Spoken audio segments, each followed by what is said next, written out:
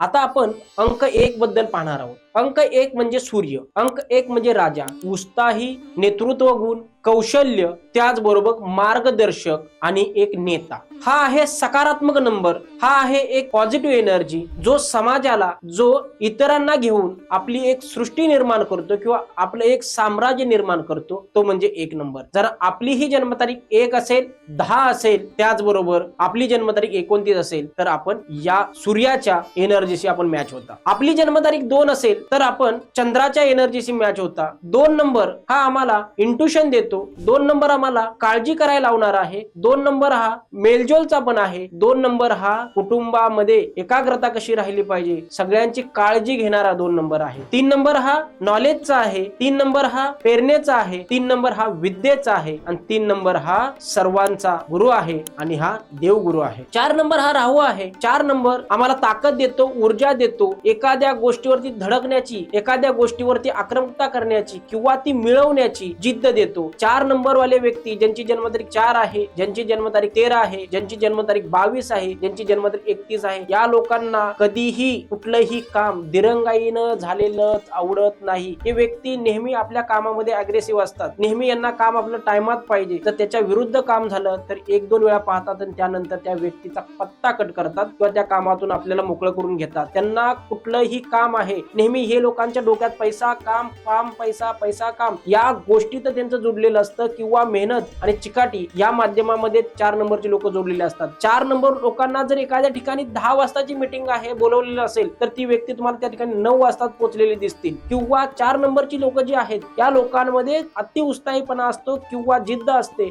आणि 4 नंबरची व्यक्ती जी आहे हीच व्यक्ती इतरांचं, आपल्या मित्राच्या संकटामध्ये पहिल्यांदा उभं राहणारी व्यक्ती कोण असेल तर 4 नंबरची व्यक्ती आहे। 5 नंबर हा बुधचा आहे आणि बुध हा राजाचा मुलगा आहे। 5 नंबर हा शांत असणारा ग्रह आहे, बुध हा एकदम पॉझिटिव्ह असणारा ग्रह आहे। बुध हा आपल्या विचाराने कधीही चालत नाही, याला सगळ्यांचा विचार घेऊन एकत्र चालावं लागतं आणि जास्त भ्रमण करणारा किंवा फिरणारा किंवा फिरायला आवडणारा किंवा सगळ्यांना अनुमती, कुणालाही नाराज न करणारा, सगळ्यांच्या होकाराला होकार देणारा जर कोणता अंक असेल तर तो 5 अंक आहे। लाईफ मध्ये जर तुम्हाला लजगरी किंवा मेहनतीकडे वळवणारा किंवा आकर्षित करणारा, कष्टाकडे करणारा, त्या कष्टामधून यश देणारा जर अंक कोण असेल तो आहे 6 नंबर। 6 नंबर आम्हाला जीवनामध्ये धन दौलत सगळ्या गोष्टी देतो, आकर्षण देतो, परंतु तो कसं देतो तर मेहनतीतून देतो। आम्ही जेवढी मेहनत करू त्या मेहनतीचा त्यापेक्षा 10% हिस्सा जास्त आम्हाला शुक्र देत असतो। त्याचबरोबर 7 नंबर आपला असेल तर 7 नंबर हा केतूचा आहे आणि केतू हा ध्यान चिंतन अध्यात्मानाचा नंबर आहे। जेवढं तुम्ही शांत राहाल, जेवढं तुम्ही एकाग्रत राहाल, तुमचे विचार कधी इतरांसमोर तुम्ही जास्त मांडणार नाही। जर तुम्हाला एखादा व्यक्ती ओव्हरटॅक करतोय तर तुम्ही जेवढं शांत आणि त्याला होकार देत राहाल, हो हो हो म्हणत राहाल, तेवढी तुमची कामं झपाट्याने झायला दिसतील। तुम्ही ज्या वेळेला त्या व्यक्तीला